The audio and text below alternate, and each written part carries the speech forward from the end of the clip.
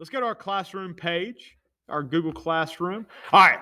So this is what our Google Classroom looks like at the moment. All right. Yesterday, that was this Logic 101 notes. We're going to go over those again today, a little bit more in depth. I know yesterday was my fault. I apologize. Stuff happens. That's the way it goes. It's all right, though. We can make do.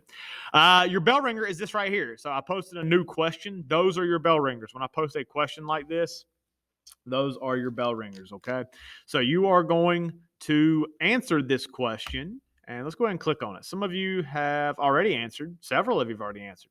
All right, so the reason I asked you this question this morning, most of your bell ringers will be quotes, and you just have to give me your interpretation of the quotes. That's what I was telling you guys last week. It's part of our syllabus. But I found something interesting last night. So I do a lot of reading at night. That's when most of my reading happens. I try to set aside at least 30 minutes to an hour of just reading. Well, I couldn't fall asleep last night. I just could not fall asleep. So I decided, it's like, dude, I need something good to read. But then it hit me. It's like, dude, you've got plenty of good stuff to read because you just assigned something on Monday called Introduction to Logical Reasoning, in which your students were responding to some basic philosophical questions. And so I said, oh, boom, that's perfect. So then I can read and I can grade at the same time. Well, I only graded like 4 of them, and because it was like 12:15 at that point. Like I said, I couldn't sleep. But I did read through almost all of your responses, almost all of your submissions. And what I found to be interesting was the very first question. The very first question was asking you guys, I'm gonna relax for a minute. The very first question I asked you guys was about whether it's more important to be respected or whether it's more important to be liked. Right? That was the first question I asked you guys. And an overwhelming majority of you, almost every single one of you, said it's more important to be respected than it is liked. Now, that caught my attention. Because you guys are high school students. And I'm not hating on you. Trust me, I'm not hating on you. But high schoolers are typically more, what's the word I'm looking for? More, they want to be liked. That's more of a priority of a high school student versus someone, say, my age, 30 years old. I still want to be liked, but being respected is a little bit more important to me than it was in high school. In high school, I wanted to be liked. I wanted everybody to like me. That was essentially me in high school. And that I feel like a lot of high schoolers are that way. And it is what it is. I didn't learn until, I'll be honest with you, I didn't learn until I got a little bit older. It's like, dude, you've been screwing up. Like, what do you get from being liked? Just purely just people liking you. What do you really get from that? Not really much. And it made me do some uncharacteristic things because I thought it would get people to like me. And that's not a good thing. At least it wasn't for me. You can decide on your own. But I found this question to be interesting because of your guys' responses, right? So I decided to make a bell ringer out of it because I think there is something here that we need to think about. And we're going to use this. We're going to use this question and your answers to it as an example over the next couple of weeks talking about logic, okay? So based on the questions I asked you in our introduction to logical reasoning, almost all of you agreed that being respected is more important than being liked. Based on that, I arrived at the above question and thought it may be worth discussing and using as one of our working examples in our discussions of logic over the next few weeks. So, the question, should respect be given to others freely, or should respect have to be earned? So, you can put this another way. Is respect for someone else, is that a gift? or is that a prize? Is it a gift or is it a prize? Is it something that you give freely or is it something that you have to earn? This is the question I'm asking you guys because, well, um, we can kind of make a few assumptions based on either answer choice. I did give you three answer choices: given, either, and or either, given, earned, and neither. So far, half the class has responded. 13 have responded, and right now it is 3 given to 10 earned. You don't have to worry about reasoning just yet. We are going to use this as an example going forward. I think we can kind of construct this in our logical format and our logical arguments that we're going to look at today. Okay, so if you haven't knocked out that bell ringer, just make sure that you do so by 11. I did make this due at the very end of class, mainly so again I can see make sure that I didn't miss anybody who was on during our live session. Okay, so with that being said, let's go back to our notes from yesterday. Again, I screwed up yesterday. I know. Y'all ain't got to give me a hard time. I know. I'm just kidding. Y'all aren't giving me a hard time. Y'all are very understanding. And I appreciate that. So I'm going to need it. All right. So, what is logic? That is what our topic of discussion was yesterday.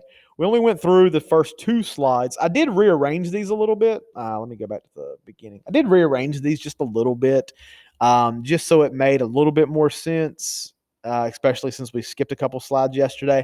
I also added 2 things. One was this last example. So I know what you're thinking. Oh my God, Mr. Triton, why are you doing this to me?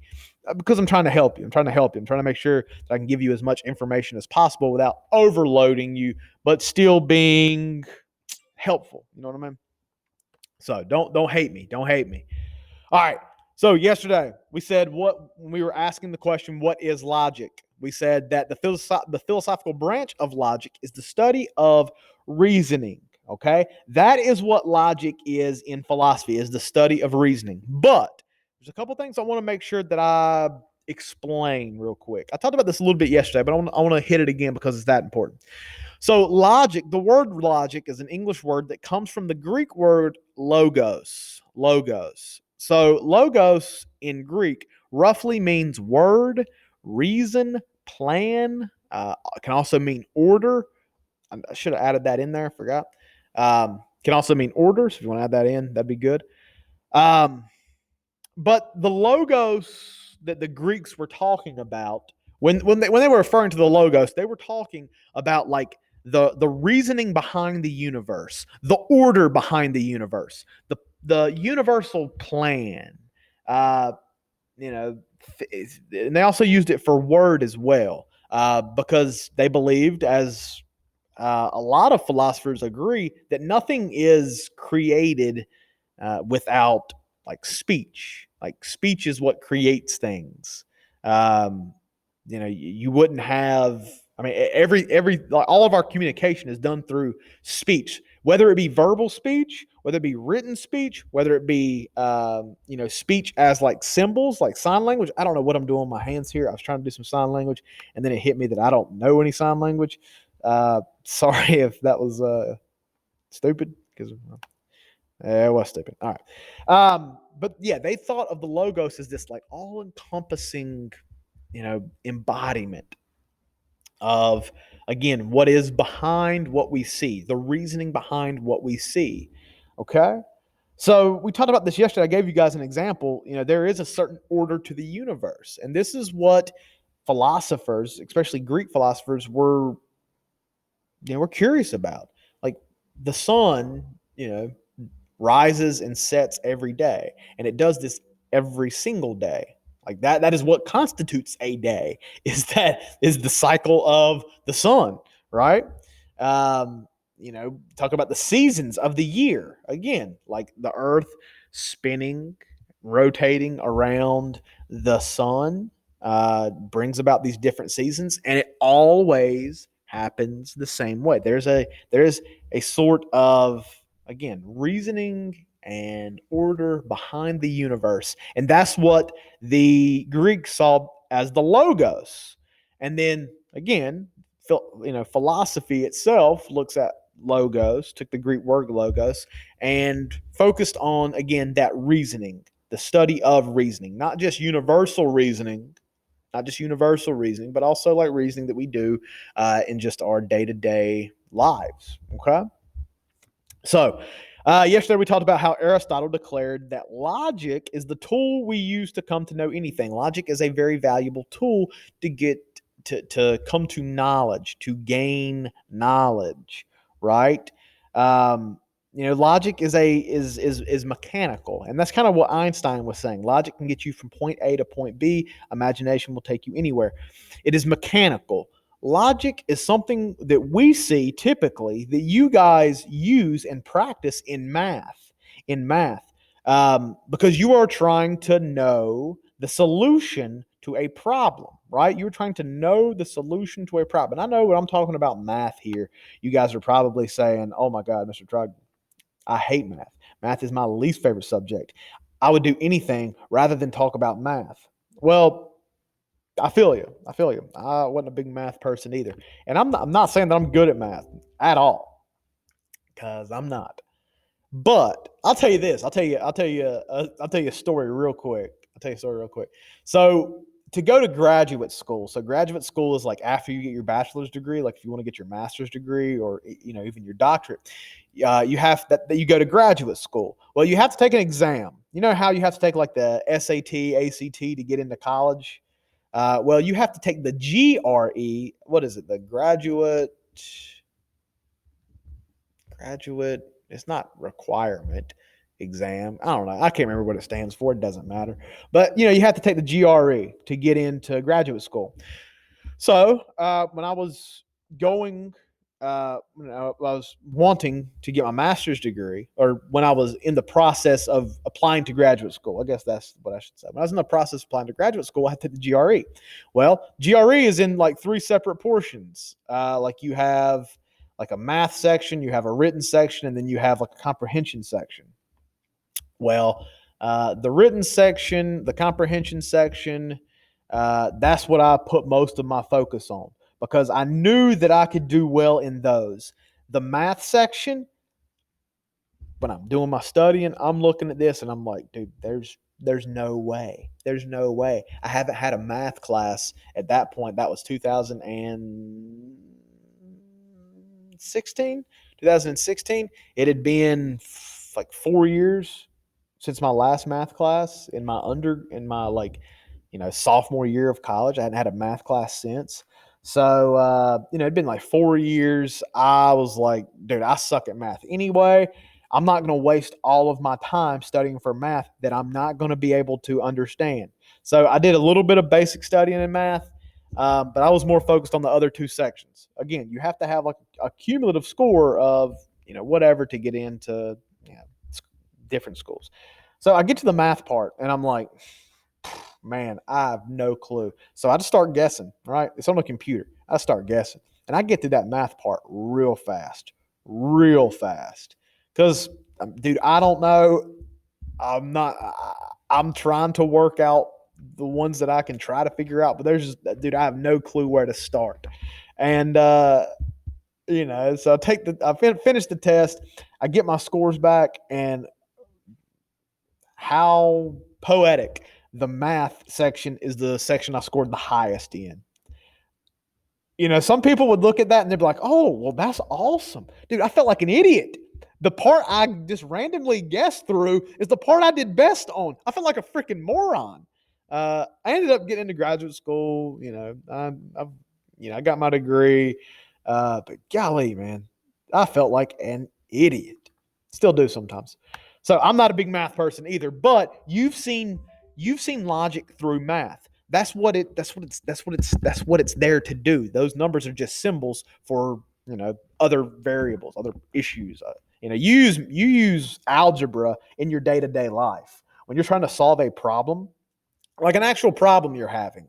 Like say, you want to get into let's say UNC Chapel Hill. That's kind of, it's a prestigious school. I'm not saying I'm a fan or not a fan. That's just the first thing that jumped to my mind. Let's say you want to get into UNC Chapel Hill. Well, all right, so that's your the problem you're trying to solve. Like, how can I get into UNC Chapel Hill? Okay.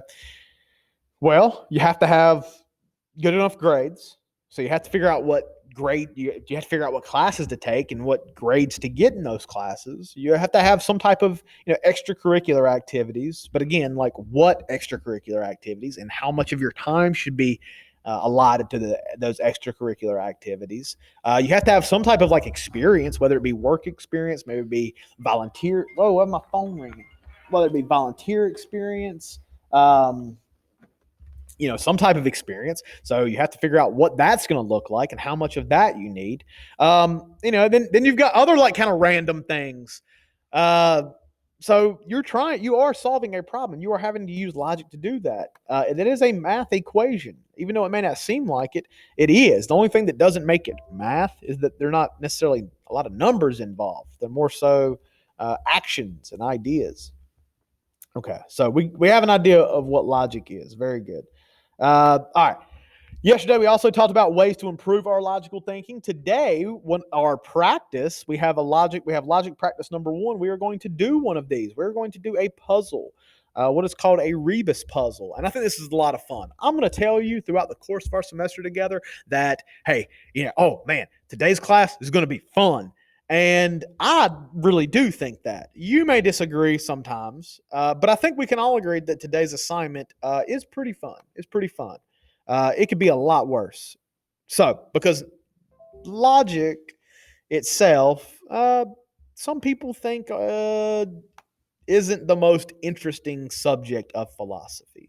And I agree to it. I do agree with that statement. But if we don't know how logic works, then it's really hard to grasp the much larger concepts that we're going to be talking about throughout the semester. Okay.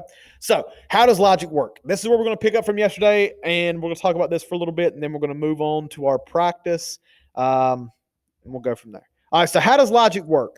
Logic is a process for making a conclusion. We just talked about our math example just a few minutes ago. Again, it is mechanical. It is getting from point A to point B, the problem to the solution. So there's a couple vocabulary terms that you need right here. I did put these in different colors so they kind of stand out. The foundation of a logical argument is its proposition or its statement. Okay. The proposition is either true or false. These premises, I'm going to show you some examples here in a minute. So I know this doesn't seem too concrete yet. Just give me a second. It'll all make sense. Premises are the propositions used to construct the argument. So let's say you have 2 premises. You can have more, but let's say you have 2 premises. Premise 1, premise 2, and then conclusion. Premise 1, premise 2, conclusion. You take premise 1 and premise 2, and then you make an inference based off that information, and that's what gives you a conclusion. A conclusion is drawn from the inference. Again, you're thinking, what does this all mean, Mr. Trogdon? Just give me a second and you'll understand. This part I added in from yesterday. Arguments are either valid or invalid or sound or unsound. I do want to remind you that I do want you to write these notes.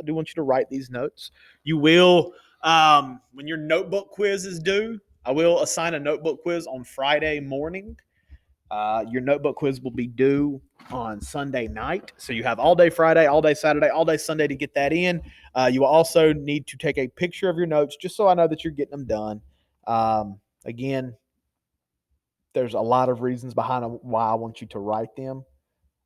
But there's a lot more that happens when you physically are writing things versus when you are just reading them. You're much more engaged. There's a lot more going on up here. Trust me. Write as much as you possibly can. All right. So yeah, arguments are either valid, invalid, sound, unsound. We're going to talk more about that tomorrow. So, just hold off there. This is where it's going to make a little bit more sense. So if that last slide, you're thinking to yourself, what does this all mean, Mr. Trogdon? Well, we got you right here. Okay. So, types of logical reasoning. And hey, again, if you got questions throughout, please, either just speak up and ask it, or type it in the chat. This is a lot of fun. I want to make this as much like real class as possible. Utilize that chat. I'm not going to make you like, you know, I'm not going to make all of you like be on camera, but utilize that chat so I know that you're paying attention, know that you're engaged. Okay. All right. So if you have questions, if you have comments, anything like that, uh, hit that chat. I'll check it periodically. I keep going back to it. All right, types of logical reasoning. There are two types of reasoning that we use: deductive and inductive. This should make a little bit more sense to you. So, deductive reasoning. Deductive reasoning. Let's look and see what that looks like. Logic. It is a logical process that moves from generalized principles that are known to be true to a true and specific conclusion. Okay, so I'm gonna say that again because, well, it'll soak in a little bit better. A logical process, so from point A to point B, that moves from generalized principles. Generalized is very large, right? Let's look at our example real quick. All right, so A, B, and C. A, B, and C. A is premise 1, B is premise 2, C is the conclusion. A, all humans are mortal. There is nothing more encompassing than all, because all means every single one. There's no exception. No exception. Understand what all means. Anytime somebody says all, understand what they are saying. Sometimes we look over just basic meanings of words.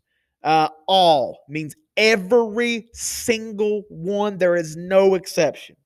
So, our argument here, our premise 1 says all humans are mortal, generalized. Next, premise 2, Socrates is a human. This is Socrates, my boy Socrates right there. That is Socrates. Socrates is a human. How do we know that? Well, he does human things. How do we know that anybody's human? How do we know? How do I know that all of you are human? Somebody asked me that in last class. Like, how do we know Socrates is human? Well, you're just gonna have to trust me, okay? How do I know that you're human? How do you know that I'm human? Maybe I was sent here by some type of intergalactic species to take over the world one high school philosophy class at a time. How do you know that's not the case? Right? How do you know that's not the case? So, Socrates is human. Okay? So, all humans are mortal. Socrates is a human. Therefore, this is the conclusion. Therefore, Socrates is mortal. All right? So, let's see. Oh, this should be good. He does. He could. All right. So, all right. Two things, real quick. Parker. That's why he was. Spoiler. Socrates was executed by the Athenian government. You want to know why he was executed? Because they thought some similar things to that, Parker. That's not too far off of what Athens was worried about. Seriously. They thought he was way too mystic, and he was executed by the Athenian government. Plato was, again, the student of Socrates. Plato was very critical of democracy. Athenians, they have practiced democracy. Plato wrote a book called The Republic in which he bashed democracy because it was the people that voted to execute Socrates. So obviously, he would have some problem with democracy. Number 2, Olivia. He does have a nice beard. I appreciate good beards. I'll tell you another story real quick. I've been shaving more and more for like the past couple months because now that I'm 30, I want to look younger again. When I was like 25, it's like, dude, I want to look like I'm 35. Now that I'm 30, I want to look like I'm, still want to look like an adult, but I want to stay as young as I can look. Well, then my sister-in-law, she gets me a shave right before we go to see my wife's family. My sister-in-law freaking gets me a beard grooming kit. So now I feel like I'm obligated to grow my beard back out, which I don't have as good of a beard as Socrates. I'll tell you, out of all the ancient Greek philosophers, Aristotle. If you want to see a good beard, look at Aristotle. Michael, I agree wholeheartedly. I'm just kidding. I don't agree wholeheartedly, but I love me some Dale. It's my favorite character on King of the Hill. Dale Gribble freaking kills me. All right, so let's look at let's go back to our notes real quick. So, All humans are mortal. Socrates is a human, therefore Socrates is mortal. Somebody tell us what mortal means. When we say something is mortal, type in the chat. What does mortal mean? What does mortal mean? What does mortal mean? They die. Very good. Thank you, Thomas. They die. That's what mortal means. That means you have a limited amount of time, as a, living being. So all humans are mortal. Socrates is a human, therefore Socrates is mortal. Socrates is mortal again because they killed him. So we went from generalized all to specific Socrates to our conclusion. Now let's look at inductive reasoning. Inductive reasoning, a logical process that moves from specific instances into a generalized conclusion. So now we are taking a different approach. Socrates is a human. Premise one, Socrates is a human. That is specific. Socrates is one man. Socrates is one person. Socrates is a human. Premise B, since Socrates is not immortal, so I guess this must have been, after they executed him. Oh, crap. Well, since Socrates is not immortal, and Socrates is a human, that means all humans must be mortal. Now, as you can see, our first example from deductive reasoning and our second example with inductive reasoning, they're talking about the same exact things. And they basically are making the same argument, but you see that they are doing it in very different ways. One of these types of reasoning has much more room for error than the other. Okay? And that's important for us to know. One of these is called formal logic. The other is called informal logic. Informal logic has a little bit more room for error. And when there's more room for error, that means it's more likely that mistakes can be made in our reasoning. That's important for us to know. Okay, let's look at two examples real quick, and then we'll move on to our logic practice for today. So formal logic example 1. This is deductive reasoning. Deductive reasoning is formal logic. Okay, so premise 1, all bicycles have 2 wheels. That's what it means. 2 wheels. All bicycles have 2 wheels. Jerry is riding a bicycle. Let's pretend that this guy's Jerry. I don't know his name, but I thought this was kind of funny. Not really, but kind of. So I'll put it there. So let's pretend, hey, this is Jerry, okay? So all bicycles have 2 wheels. Premise 1. All is, again, very general. Jerry is a specific person. So that is premise 2. The conclusion, Jerry is riding on 2 wheels, okay? Now, we're going to talk much more about validity tomorrow, but just based off this example, we can judge the validity pretty quickly. Do bicycles have 2 wheels? The answer to that is yes. Premise 1 is true. Is Jerry riding a bicycle? If this is Jerry, then yes, Jerry is riding a bicycle. So premise 2 is true. If both premises are true and the conclusion follows the premises, then the conclusion must be true as well. Okay? We're going to talk much more about that tomorrow, but I wanted to give you an example where you can kind of see deductive and inductive reasoning again you could see it in action.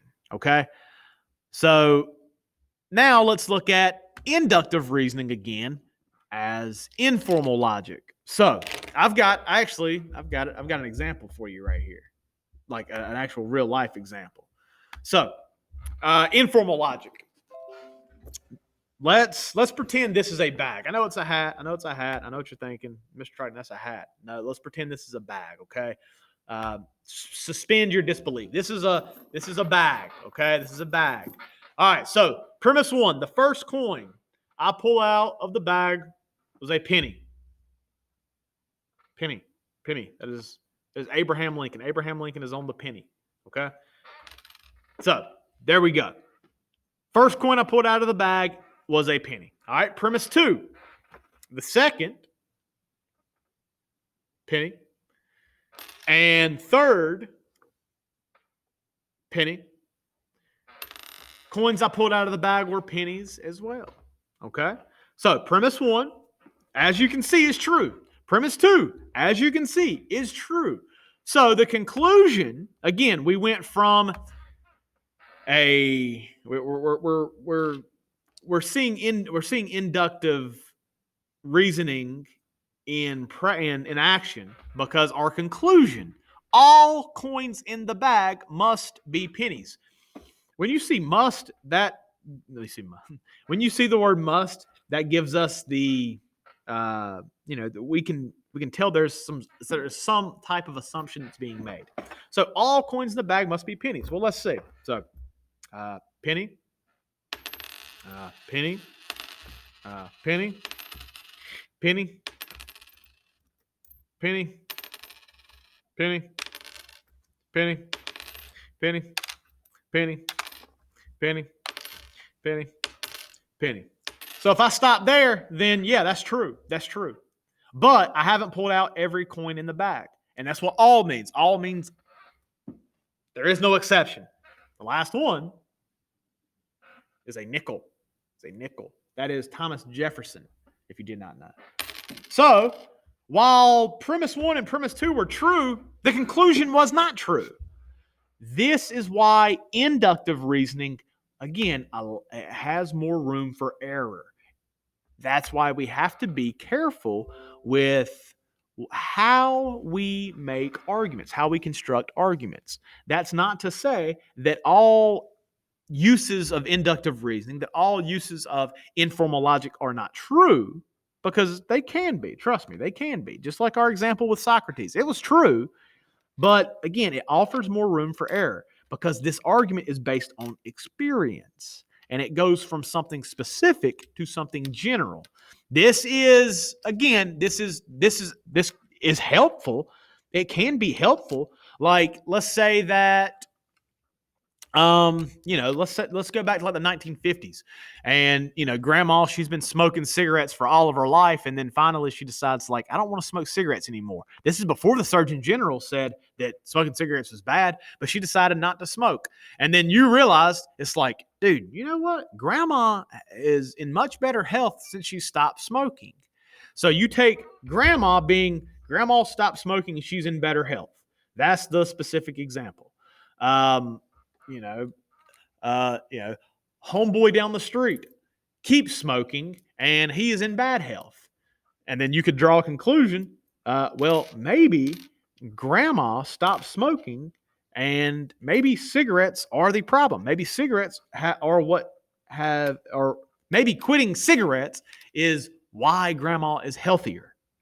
That, again, is inductive reasoning, but that's true. And we can create theories based off those specific premises, that anecdotal evidence. So it's helpful, but it can also be hurtful.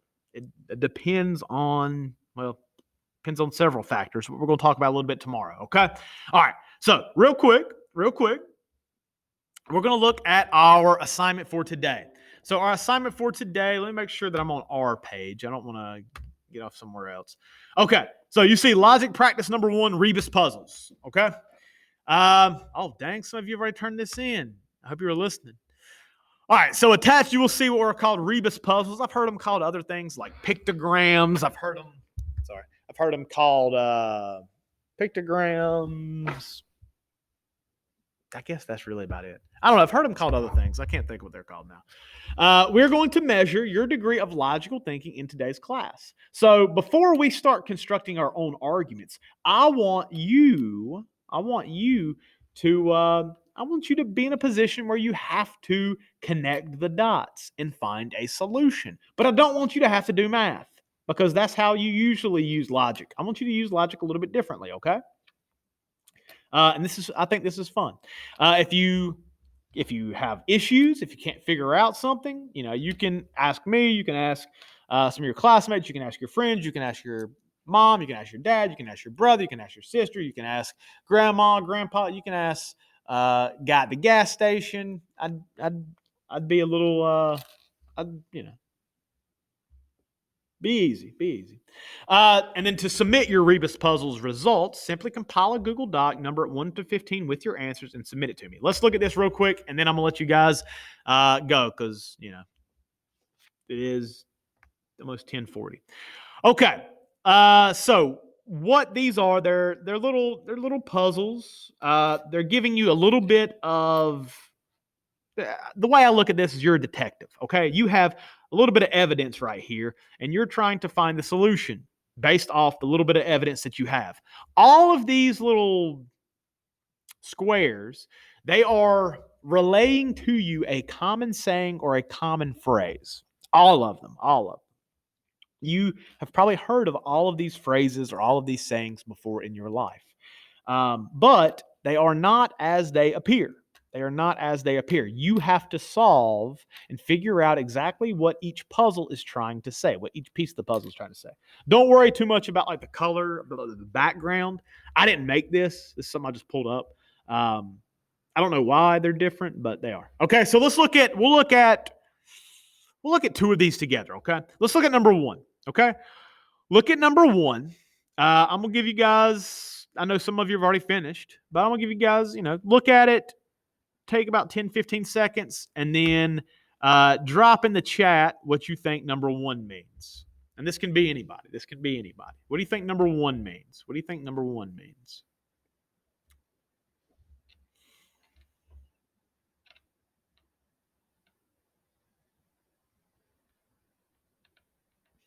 Once you figure it out, feel free to drop it in the chat. Very good, Lucas. One thing after another. Very good, very good. So let's look back at it and see how we got that answer. So we have two words, another and one thing, okay? We have to look at these words in relationship to each other. Again, we are the detective. We have a little bit of evidence. We have to solve the puzzle. We have to, take the evidence and come to a logical conclusion. It is telling us a common phrase, common saying. What is it telling us? Well, we could say another before one thing, but that doesn't sound right. We could say another behind one thing. Well, that's not a common saying. We have to, again, some of it's going to be trial and error, but we can, from this clue, from the clues that we have right here, one thing, where is it in relation to another? It is after it, one thing after another. Very good. Okay, I'm going to give you another easy one. Very good. Thank you, Olivia. I'm going to give you another easy one. Okay. Let's look at number 5. Let's look at number 5. So look at number 5 for a minute, and somebody that I hadn't heard from, drop in the chat. Oh, golly, y'all killing it! I didn't even get that out of my mouth, and y'all already got it. Very good, very good, very good. Paris, very good. Brooks, Casey, Olivia, Meredith, Savannah, very good. 1 in a million. Man, y'all figured that out quick. Y'all are smart. Yeah, 1 in a million. 1 is inside of a million. Again, what common phrase is being said right here? 1 in a million. Very good. Okay. Now, there are some other easy ones here. There are some that are a little bit more challenging. So all I want you to do is I want you to go through these and just see if you can figure them out. Okay. You are using logic. You are using both inductive and deductive reasoning to an extent right here. But there's no reason for us to worry too much about the technical stuff just yet. I right now just want to get you thinking and using logic before we, kind of map out how we're using it. Okay. I hope that you'll have some fun with this. I think it's fun. If you have any issues with it, again, ask your friends, ask mom, dad, you can ask me if you need help, whatever you need. Okay. That is due. I made that due tomorrow night. This first week or two, I'm kind of giving you some latitude on due dates. My plan is to, assign something in the morning and then have it due like at least before class the next day. But I want to give you a little bit of extra time while we're all trying to figure this out. Okay. That's all I've got. I appreciate you guys. If you don't have any questions, you are free to go. If you do have questions, comments, concerns, you're free to drop it in the chat, or you can stay on and talk to me. It's up to you. Okay. Hope you guys have a great rest of your day, and I will see you tomorrow.